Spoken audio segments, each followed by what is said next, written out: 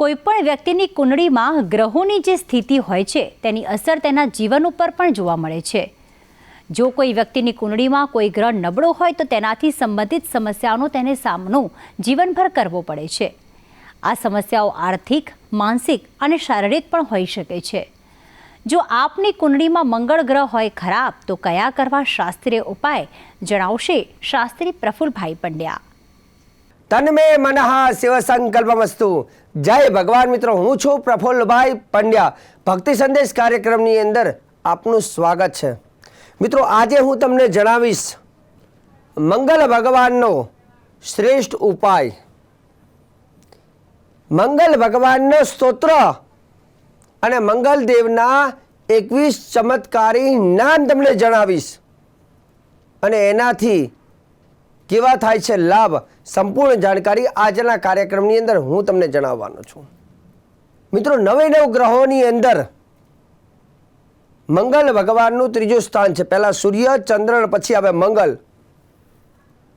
મંગળ જે છે એ મનુષ્યના જીવનમાં મંગલમય પણ કરે છે, પણ જેની કુંડલી માંગલિક થઈ જાય એની જીવનને અમંગલ પણ કરી નાખે છે. લગ્નમાં તો આપણે જોઈએ ઘણીવાર, તો લગ્ન થાય તો આજે જ પૂછે, ભાઈ તમારા છોકરાને મંગલ છે કે નહીં, તમારા છોકરીને મંગલ છે કે નહીં, આવું પૂછે.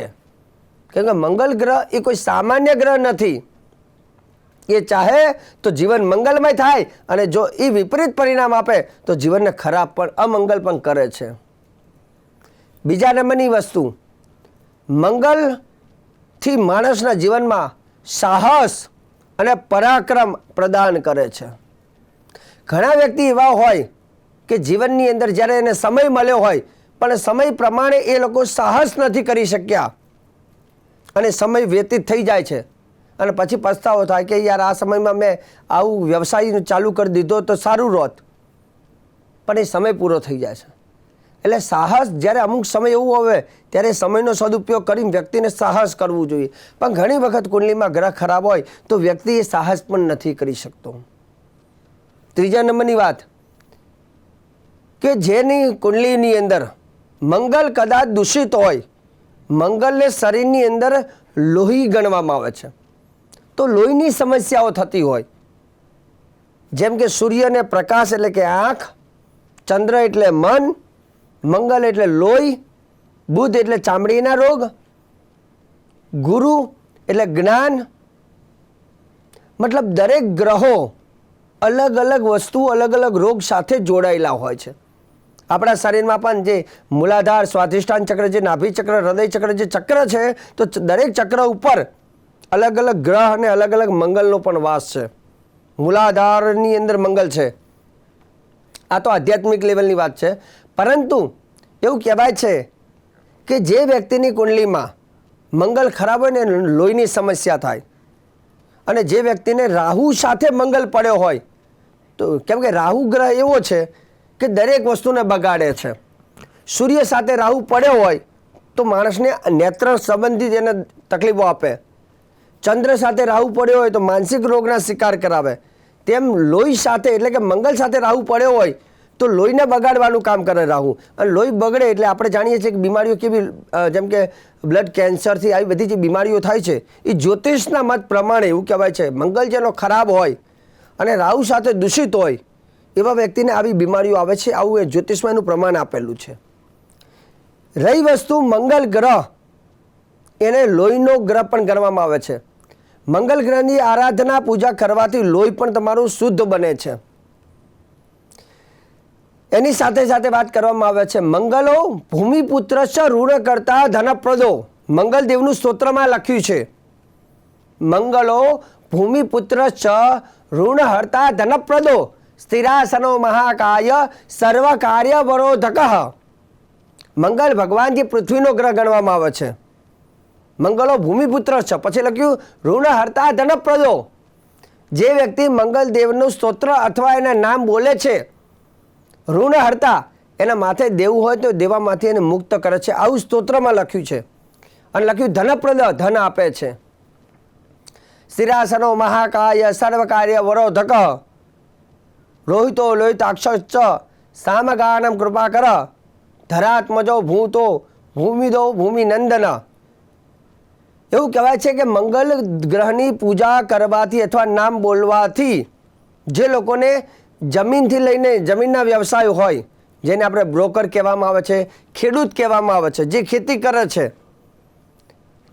સિમેન્ટ, રેતી, કપચી, માટી, ઇલેક્ટ્રોનિક, આ બધી વસ્તુઓનો ગ્રહ પર મંગળ છે. દવા, તો જે લોકો આ મંગલદેવનો સ્તોત્ર અથવા મંગલદેવના 21 નામ બોલે છે એની કુંડલીમાં રહેલો મંગલ એ શુભ પરિણામ આપે છે, એવું આ સ્તોત્રમાં પણ લખ્યું છે.